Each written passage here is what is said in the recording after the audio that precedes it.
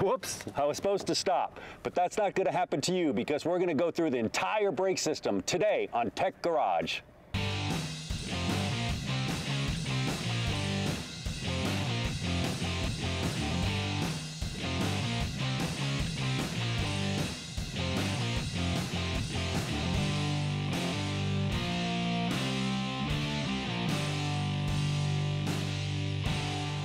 Welcome to Tech Garage, presented by Advance Auto Parts. Now, we didn't stop too well out there, but that's not going to happen to you after this episode.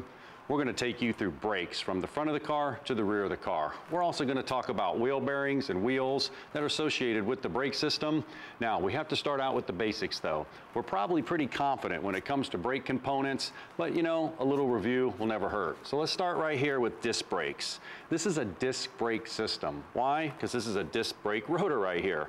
This is the actual caliper, this is the spindle, and the pads are mounted right here. Everything mounts on the front. Now you could have a drum brake system. Now my drum brake system, it's pretty simple. You have a drum out here. What you have in here are some shoes. These are called brake shoes. The wheel cylinder's located right here. Then we move up to the power booster. Now our power booster helps the driver with power assist. How does it do it? Well, there's some vacuum here. It can be a vacuum suspended booster. What happens is I'm pulling engine vacuum on one side, and on this side I'm not. So think about it. When I hit the brakes, that vacuum's gonna move it over and help with the driver assist. Now the last component on this board is the master cylinder, and that's the heart of the system. The master cylinder develops that hydraulic pressure to send down to these wheel brakes. Cars usually have two different types of systems. You can have a front-rear split, which means one channel is going to the front wheels, the other channel is going to the rear wheels. Or you can have a diagonally split system. That means one channel is going to the right front, the other is going to the left rear, or the left front, right rear.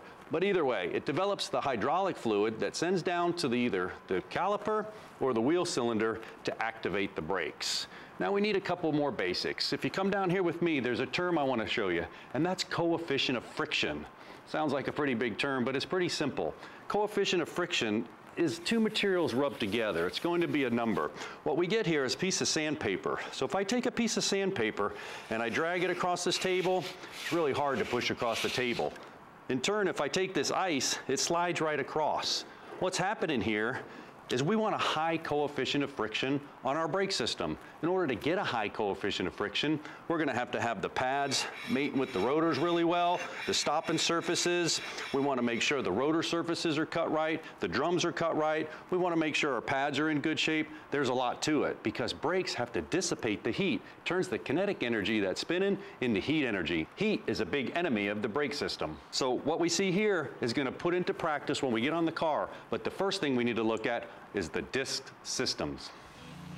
Normal brake operating temperatures are in the range of 150 to 300 degrees Celsius, but brakes must be able to function at unusual temperatures of 800 degrees Celsius under heavy loads. Now we're over at the disc at our 2014 Camaro. Now you may have said to yourself or heard, I don't want to work on that new technology. Well, take a look. It's been the same for years. We actually got the caliper right here. It's a floating caliper and the disc. Nothing's changed. Our hydraulics are going into the caliper. Everything's the same as it's been for years. Now come on over here and I'll show you how they actually work. Calipers can come in several different designs. The first one here is a fixed caliper. That means that it's bolted up. When the driver pushes the pedal, it's actually going to move both pistons out, sandwich the rotor, and do the stopping. Our next one here, these two are called moving calipers. One's a floating and one's a sliding. Our Camaro here has a floating caliper. What happens is you push the piston out, the pad contacts the rotor, and the whole caliper moves. It moves on these slides right here as it goes back and forth.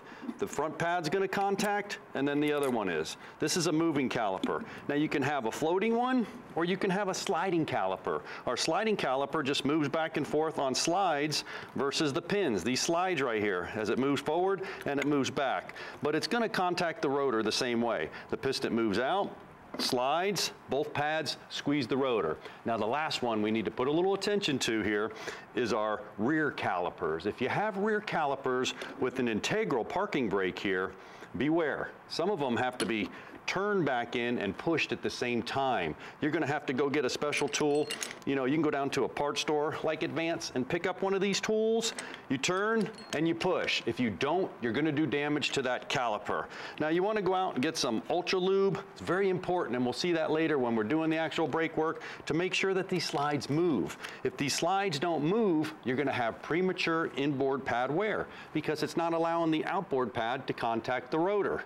Now that you understand the basics when it comes to disc brakes, we need to get over to the Camaro and perform some brake service, and we'll do that when we come back. We'll be right back with more Tech Garage, presented by Advance Auto Parts.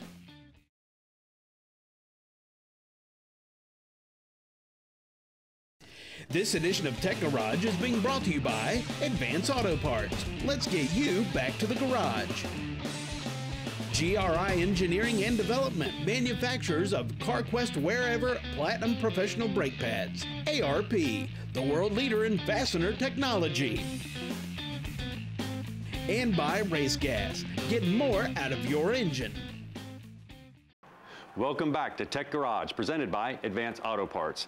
Now, we all probably felt that pedal pulsation. When you put that brake pedal on and it kicks back at your foot a little bit, well, I'm gonna show you two things that you can check to solve that problem. The first one is lateral runout. Now, lateral runout is when the rotor's warped. It's doing this number, and when it's doing that number, it's pushing on the brakes, pushing on the caliper, sending the brake fluid back up, and you feel it in the pedal. The first check we need to make, though, is called lateral runout. Now, lateral runout, I have a dial indicator set up here, going down to the rotor and actually on the rotor surface. Now, our rotor actually has a bolt that secures it, but if you don't have this, you need to put a lug nut on there to make sure everything's tight and secure. Then what we're gonna do is we're simply gonna go around and spin the rotor.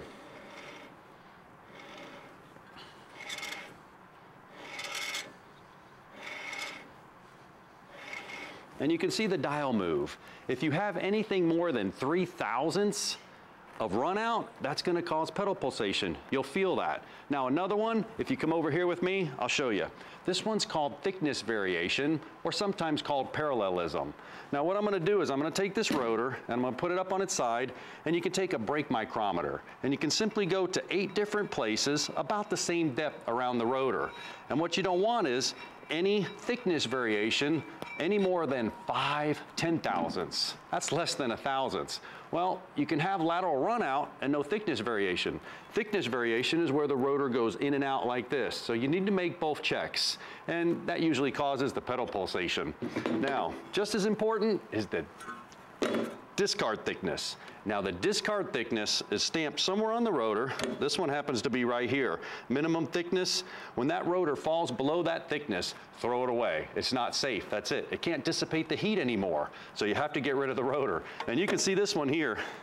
We actually had a customer drive into Tech Garage with this rotor. I don't know how they stopped, but this one's definitely not gonna do the job. Now we need to look at some pads next. Well, we're good with the disc brake system minus the pads. So we need to look at all these different pads, and there's a lot of selections here, so we brought in an expert. This is Joe from GRI Engineering. Joe, I'm glad you're here because there's all types of pads. Maybe the first question should be, what's the difference in the pads? Well, John, it's a great question. We have 3 different types of brake pads up here. We've got an organic set, we've got a semi-metallic set, and we've got a ceramic set. The difference is you're going to have an organic set is basically contains no steel fibers. It's more of resins and binders and fibers. Sometimes you'll even find peanuts in there, peanut shells in there, all kinds of crazy things. When you move to a semi-metallic, you're talking about steel fibers in there. You're talking about, again, resins, but it's mainly steel material in there. A little bit more abrasive, harder material. And then when you move to a ceramic, you're talking about copper, brass, aluminum, all soft, non-ferrous materials, stuff that's a little easier on the rotor, also doesn't create a stain on your wheels. You don't get that staining like you would with a semi-metallic version. And ceramic is typically meant for just your average driver, not meant for towing and hauling. You want to move back to a semi-metallic if you're looking to do some towing and hauling. So it transfers heat better? It does. If you compare a semi-metallic to a ceramic, I like to use the coffee cup analogy, which is if you use a semi-metallic as a semi-metallic coffee cup and a ceramic brake pad as a ceramic coffee cup, you pour coffee into both. You put your hands on those. You're going to probably burn your hand with the semi-metallic version. It transfers that heat pretty quickly. The ceramic tends to be able to retain that heat, but that can be a problem for the ceramic brake pad, because that actually reflects heat back into the rotor, and you can get become heat soaked, which would cause you to have brake fade. I see. In that case, you would want to revert back to a semi-metallic if you're doing a lot of towing and hauling. Tell me about these plates on the back of them. So what we call these plates on the back, these are actually called shims. Some people call them hardware, but in the brake industry, we actually call them a shim. You'll find different types of shims. Some will be steel, some will be steel with rubber, some will be steel with rubber and adhesive. So the more layers you typically have on a shim, typically it's quieter. You're going to find that rubber, that adhesive that we put on there, it actually helps to decouple or dampen the vibration, which is what actually causes the noise. If you have a brake pad that's a clip-on style shim, just want to make sure that it's on there securely so it doesn't come loose and rattle around, and that could also cause brake noise for you. Well, that's a huge amount of information. Thank you so much. Well, we got the disc brakes done, and now we got the actual pads done. So we'll be right back with more Tech Garage right after this. Here's a Tech Garage pop quiz. After servicing disc brakes, what should you do before the test drive? A. Apply the parking brake. B. Pump the brake pedal. C. Bleed the system. Or D. Resurface the rotors. The correct answer is B. Pumping the pedal will move the pads into contact with the rotors.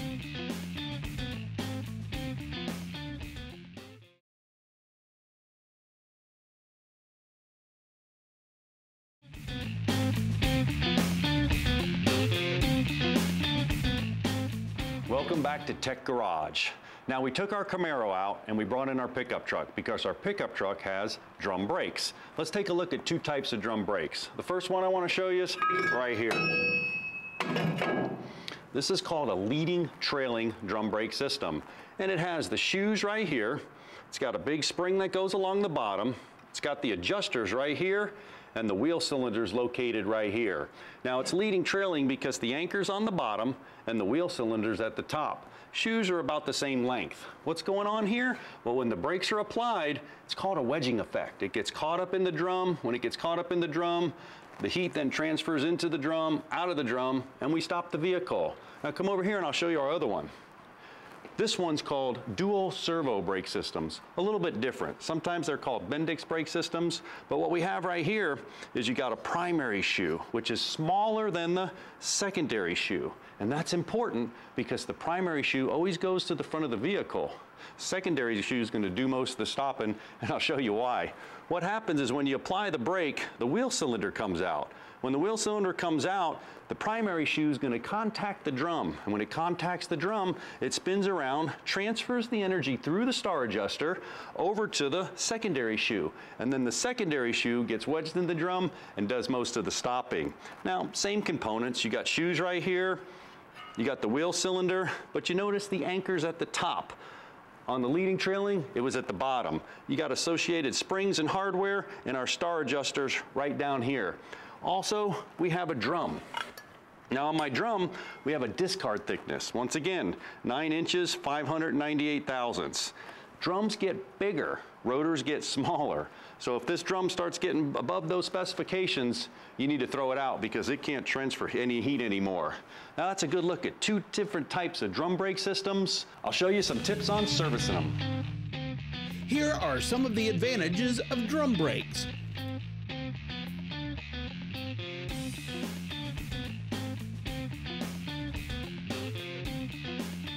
Now you all probably serviced rears before, and if you have, you know what a hassle it is. There's all kinds of springs under tension, little hardware clips, but we'll give you some ins and outs that may help. But before we do any brake service, I highly recommend you get a pair of safety glasses because these springs here are under tension.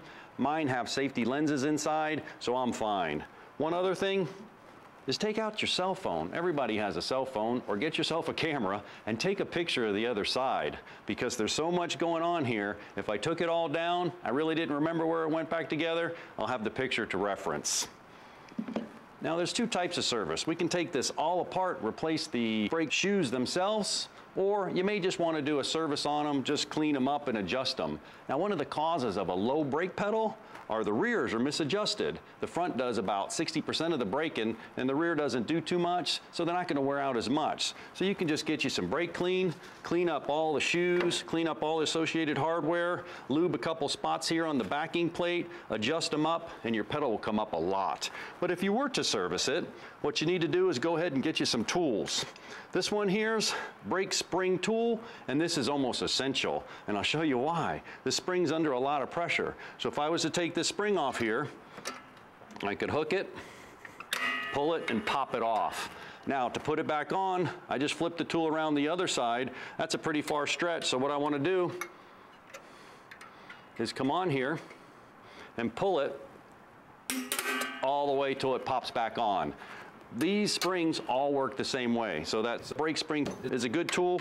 And then I also have a brake spring compressor. You can use this on both of these, pull these off the pin, and your shoes will come right down.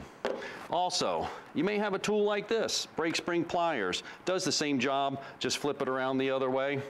And while you're in there, you might as well go ahead and replace some of these springs. You can get this spring replacement kit right here. It comes with all the different springs, associated hardware, because there's a lot of heat in these drum brakes. And after a while, they're going to temper. Here are some of the items John mentioned and their price range.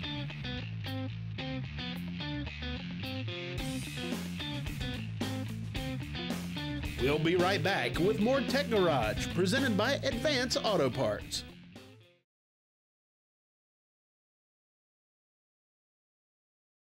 This edition of Tech Garage is being brought to you by Advance Auto Parts. Let's get you back to the garage.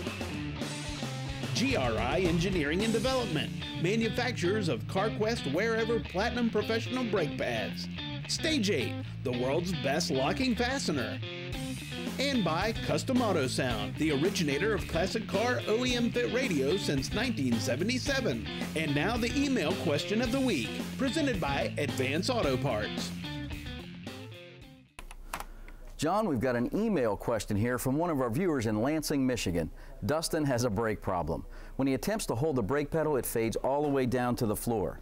His buddy says it could be leaking brake fluid, but he never has seen any evidence of that under the vehicle, and he hasn't had to top off the brake fluid. Dustin did replace the pads, but it still does the exact same thing. Today's vehicle brake systems are obviously complex, to say the least. What do you think might be the problem? Brian, that's another great question for the Advance Auto Parts email. You know, what's happening to Dustin has happened to quite a few people. There may not be any external leaks, but the master cylinder could be bleeding by internally. And let me show you why. What goes on inside of a master cylinder? You have a primary piston and a secondary piston. So what's happening is we have brake fluid in these chambers right here. And when the brake fluid goes into these chambers, you push it in. I told you earlier, there was 2 separate channels. Just divide it right down the middle here. So I pressurize this, would be a high pressure chamber, and this would be a low pressure chamber. High pressure chamber, low pressure chamber. This is the secondary piston and the primary piston. So what's happened is he pushes the pedal down, these seals right here, these 2 primary seals are leaking, and they're leaking by internally. So the pedals slowly drop into the floor. Now, you also can have an external leak coming out of the back of the master cylinder. That would be the primary piston, secondary seal leaking, but you would see that one. We also need to talk a little bit about brake fluid, because brake fluids come in different shapes and sizes. Brake fluid is hygroscopic, and what that means, it absorbs water. So if any water gets into brake fluid, it's going to lower the boiling point. And that's the difference between .3, .5, and .5.1 brake fluids are the boiling point. It's going to raise up. .3, .4, and .5.1 are glycol based. So they're used in most vehicles. The only one that's different is the .5. That's silicone based. So make sure you check your owner's manual for the brake fluid you need. If you have a question for Tech Garage, email it to techgarage@advance-auto.com and be sure to watch to see if your question makes it on the show. We have a couple more items to look at. One of them is anti-lock braking systems, and the other are hubs. Now let's take a look at our truck here. This one has a sealed wheel bearing. A sealed wheel bearing, and the hub is hubless because it goes right over top of it. And I have a couple of sealed wheel bearings for you to look at right here at the table. Now this sealed wheel bearing bolts to the spindle. And then what happens, the tire bolts to here, and it spins around. Now there's a couple of classic symptoms. Maybe you're going down the road and you hear a roaring noise, turn to the right or to the left and it varies a little bit. That's probably because your sealed wheel bearing's starting to wear out. Another thing you can do, if you don't know if it's a tire noise or a bearing, change road surfaces. If the noise changes, it's a tire. If the noise doesn't change, it's in your bearing here. Now these wear out over time. Matter of fact, this one I think made a little bit too much noise. This one's totally gone. Now you could have a hub rotor here. And what a hub rotor is, it takes the bearings, and the bearings look like this. They sit inside there, supports the vehicle weights. There's a race and a bearing. If you have this type, you're probably going to have to go ahead and start packing the bearings, make sure they're fully packed and everything's good every time you take one of these rotors off. Now, the interesting part about these sealed wheel bearings and rotors is they have these little sensors built in. This is an ABS sensor, anti-lock braking sensor. What this does is it watches that rotational speed of the wheel and it reports back to the computer. This one here has a tooth ring. It does the same thing, and I can actually show you that right over here on the board. My ABS board has all these wheel speed sensors, and what's happening, if I turn it on, you'll see the wheel speed sensors are spinning. So what's going on is it's reporting to the ABS sensor an AC signal that goes to the computer, and then the computer can decide if all the wheels are going at the same speed. If you hit the brakes and all of a sudden one of these wheels start coming to a stop like that one, what's going to happen is the computer is going to do one of three things. He's going to take the ABS module and he's going to pressure hold, pressure increase, or pressure decrease the fluid. So he's in essence controlling the brakes. Here's what's going on. If I take the piston and I run it up like this, the motor can run it up, that increases pressure. If I run it down, it's decreasing pressure. Well, think about it. If I take pressure out of that caliper, it allows the wheel to spin free. If I put pressure into that caliper, it's going to lock up those brakes again till I get that wheel spinning just at the right time. Now, it does it through various different methods. It can do it with direct sensors. There's 3 channels, there's 4 channels. It gets real complex. This is another look at an actual solenoid or a module. Now, we took brakes from top to bottom. We looked at master cylinders, disc brakes, drum brakes. We covered it all, hubs and ABS. So from our garage to your garage, thanks for watching Tech Garage, presented by Advance Auto Parts.